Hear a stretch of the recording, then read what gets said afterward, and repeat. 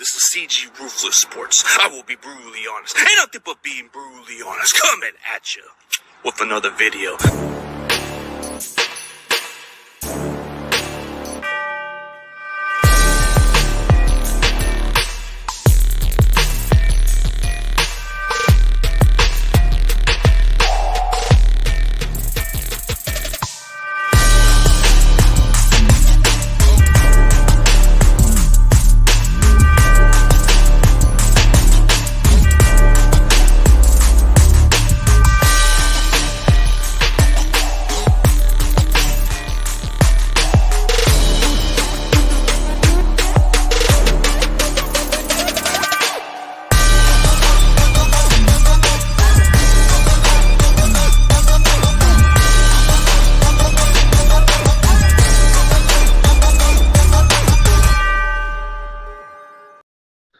What is up, everybody? I had to go do this pretty quickly. I saw the news right away, but I was doing a little podcast with CarCast, and I had to do a quick update with the NFC West Network. And yes, it's accurate. We just decided to cut running back Trey Sermon. So we're just moving forward with the depth chart wise. But pretty much, when I look at the situation, it is definitely kind of like, we just got to move forward. That's about it. Was this a surprising cut? Like, surprise cut? Nah. Why would it be a surprise cut if we're stacked at running back? There is no way we were going to keep 5 running backs. We were looking to make room for a veteran like Blake Hance. So when you add a veteran like Blake Hance onto the roster, there was no way we were going to keep 5 running backs. So that was pretty much a long shot. It was surprising that we decided to keep 5 running backs during that time, but we made that move. Trey Sermon to me was a major disappointment, and I had high hopes on this guy, and it's just time to move on. I wish the guy the best of luck. It is what it is. It's a business decision when you look at it that way. When you look at the way how we do it, the Niners have pretty much want to make business decisions. They're not going to play favorites no more. It seems like they're just making that move. They had some hopes on holding on to Trey Sermon, and it was a major disappointment. So they had to make that change. So they're getting aggressive. They're starting to make the right moves at this point. Was it necessary to make a cut, dude? Okay. You didn't pan out. You got beat by a 6th-round draft pick, a guy from Louisiana Lafayette, or whatever college he went to. You got beat out by that kid. You got beat up by a 6th-round pick. The kid from Louisiana beat you out for that role. He got more playing time. He produced. And you couldn't even step up to the plate. You just weren't that guy. You weren't the fit. You weren't the guy that fit the scheme. You were just a finesse running back. You weren't as physical like you were coming from Oklahoma. You weren't that back coming from Ohio State, man. You just wasn't that guy. Like when we saw the film, when we saw the national championship playoff game, you ran for 300 freaking yards, and everybody was like thinking, hey, this guy can be really good, right? I had some high expectation that you were going to be a beast, bro. I thought you were going to be freaking phenomenal, bro. I thought you were going to be the next great running back. And you disappoint me for whatever reason. I thought you were going to be the next freaking Adrian Peterson. And you couldn't even do that. That's what's disappointing. So you let a 6th-round pick running back beat you. You let freaking Elijah Mitchell, who pretty much had a slim shot of making the roster, and he was a 6th-round pick, and you couldn't even take that spot. And then what's even sad, you come into the offseason looking like in great shape, looking like you're explosive. And then we draft this running back from LSU. You know what that tells me? That the front office isn't sure about you. They're not even sure about you, so they pick a guy from LSU in the 3rd round. That means your job ain't safe. I hate to say it. When they draft a guy that high, they are telling me that they're not confident in you. And guess what happened? In the preseason, you didn't even play for something. You play like you were like fucking terrible. You couldn't even run for your life. Despite all that, People want to make excuses. Well, the offensive line was garbage. He couldn't even run for those lanes. How come the other running backs ran? I'm tired of making excuses. Okay, last year I had your back. I can't speak on behalf of you anymore. I can't speak on you anymore with this crap, dude. This was pretty much your opportunity to claim the number 2 running back spot, and you couldn't even do that. You couldn't even do that. You had the opportunity to be a starter as a rookie last year, and you couldn't even do that. You couldn't do that. And you couldn't even take the number 2 job. And you couldn't take the number 3, the number 4. What's worse is you are the number 5 back, and you got cut. Come on, man. Come on. Are you serious? That's what you call disappointment, bro. You were a beast coming out of Oklahoma, bro. You were a dominant physical back. And then you come in Ohio State. You look fucking finesse out there. I don't know what to say, man. But hey, I'll take my lumps. I'll take my L on this, man. Because at the end of the day, bro, it is what it is. Am I disappointed? Hell yeah, I am. I defended you. And I had high hopes on you. But we cut you. We cut you because you're not good enough. We kept you on the 53-man roster because we thought maybe there's hope that, hey, we can probably keep them on there. Nope. When we played you when you were injured, bro, you know what happened when we played you when you were injured? If you were injured, bro, they probably would have not played you. They probably would have just said, you know what? Let's not play this kid. Let's let him rest. Nope. They let you play because they weren't confident about you. They wanted to see what you could do against the Texans. 8 carries for 20 yards. That ain't going to cut it, bro. That ain't going to cut it. So you're telling me the reason why you're cut is because you're the very least productive running back. You can't even do that. You can't even show what you were in Oklahoma. You can't even show what you did in Ohio State. It's either you got it or you don't. And unfortunately, bro, I wish you the best of luck. But to be honest with you, you're a major disappointment. I've had high praise. I've defended you. I've rocked with you when you were playing at Oklahoma. I thought you were fucking fantastic. You were just a little injured here and there, but you were a damn good running back. You go into Ohio State to boost up your draft stock. The Niners take a high investment in the 3rd round. They traded 2 4th-round picks to the Rams to get that running back. And what did you do? You disappointed the Niners. The Niners just wasn't sure about you. You were in that doghouse. You were stuck in the doghouse all season. And you were even still in the doghouse throughout the offseason, and you couldn't even do that. So the moment that they drafted Ty Davis-Price, it kind of seemed like this was in jeopardy. At first, I was kind of saying, man, nah, they couldn't do that. Nope. The Niners were dead serious, dude. This was based by the decision, what they did. And you couldn't even do it. Dude, you couldn't even freaking make a case to be the number 2 back. You couldn't do that. You couldn't even make it as a 3rd back.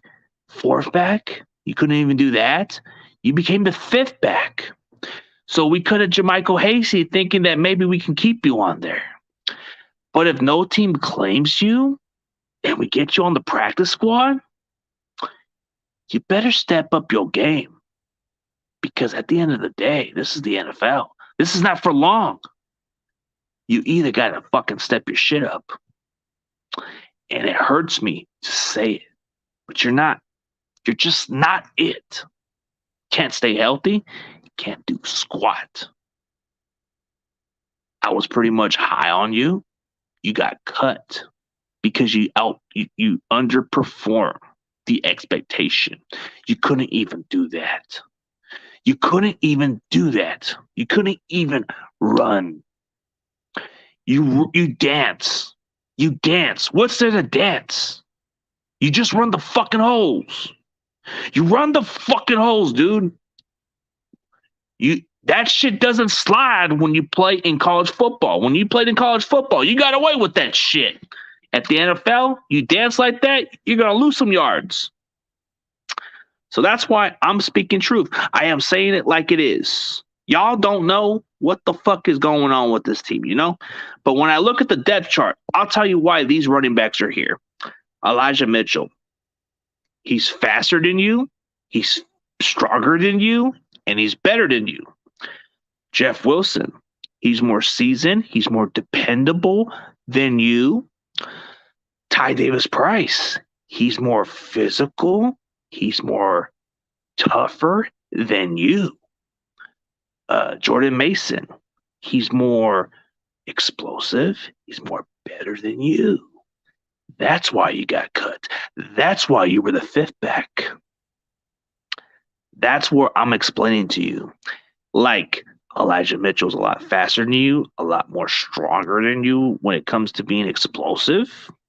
Jeff Wilson's just a very dependable back, more durable than you. And Ty Davis-Price is just more physical and more dominant than you.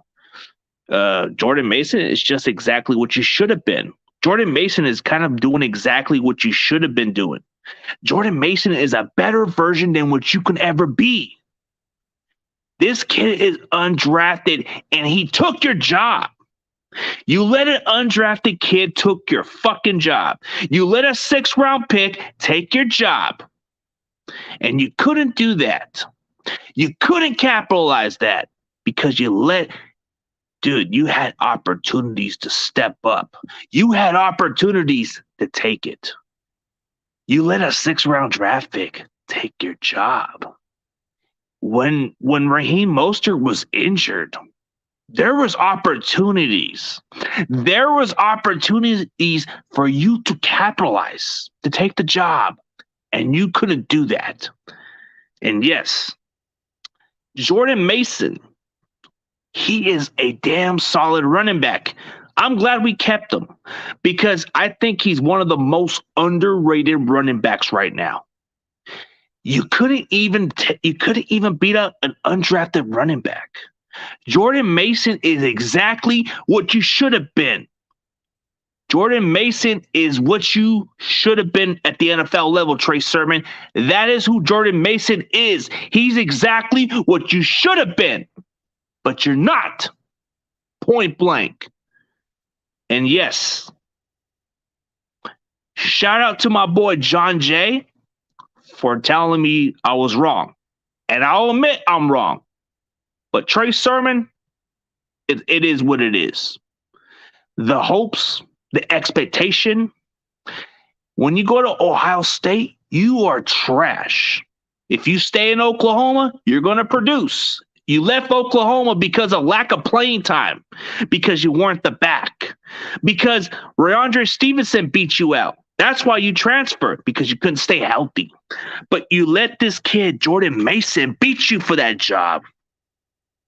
You couldn't even beat out the 3rd-round pick rookie from LSU. So I'll tell you what. The Niners have 4 better running backs than you. Elijah's just a damn explosive back. Jeff Wilson's a damn good receiving back. I mean, Ty Davis-Price, I don't think no opposing defense wants to tackle that guy. He's going to run you over. Jordan Mason just knows how to run the fucking holes. Jordan Mason knows how to be patient and run. But yet, I'm crazy. I'm crazy, right? I'm crazy. But I got nothing to say right here. This is pretty much like me just saying it, bro. I'm preaching. I don't know if Trey Sermon's going to get picked up by another team, but I got a feeling that if he doesn't get picked up by another team, he's going to be on that fucking practice squad. You better step your shit up. Because at the end of the day, bro, there's no excuses. There's no whining, bro. You just couldn't get the job done. Point blank. That's all I could say. Not preacher, man. Not preacher, man. Dude, I'm just kind of ranting the running back. Like, I felt like the running back, Trey Sermon, just wasn't it. He just wasn't it. He was just fucking trash. But hey, I like our running backs. We got Elijah Mitchell. We got Jeff Wilson. Dude, we got Ty Davis Price. And we got Jordan Mason, bro. That is exactly how we feel about these running backs. But all right, guys. I call Sherman Preacher Man. Oh, you call Sherman Preacher Man? He seems like it. Yep, man. It is what it is. But I am pretty much just putting like an epic rant. And hopefully that when John Jay sees this video, hopefully he can just share this crap and I'll just take my crow off this damn thing, bro. And to John Jay, I am sorry if I was saying that Trey Sermon was a damn good running back. He turned out to be a disappointment, but I wish him luck. And I'm sorry that I never took your advice for it, but I just never thought the way you said it, dude. I just thought you were just a hater because he went to Oklahoma. I thought you just didn't like Oklahoma players.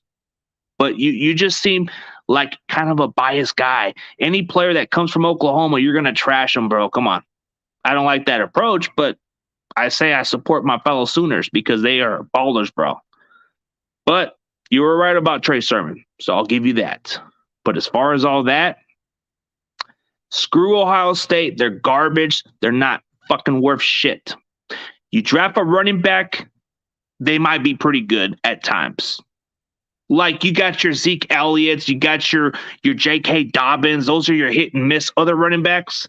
But when you get a quarterback from Ohio State, they are garbage. They are total draft bust. They are not producing. They're very athletic, but not the gifted passers that everybody makes them to be. When you look at Ohio State quarterbacks, there is not a single Ohio State quarterback who is good. People are hoping that Justin Fields can be the guy and turn away and turn around the program and say that you can get quarterbacks from that program. I'll tell you what, that CJ Stroud guy, he's garbage. I don't get what people see from Ohio State quarterbacks. They're not that good. Like, dude, I'd rather get a Michigan quarterback than get a fucking Ohio State quarterback because I know what I'm getting. I know you're not going to get your Tom Brady's overnight, but at least you're going to get a solid quarterback at Michigan. But, dude, any quarterback who comes from Ohio State, your career is already done. Justin Fields, he is just a couple more years away from being Marcus Mariota and being a backup elsewhere. I'll tell you what, that's facts. And if I'm wrong, come at me. But yeah, all right, man.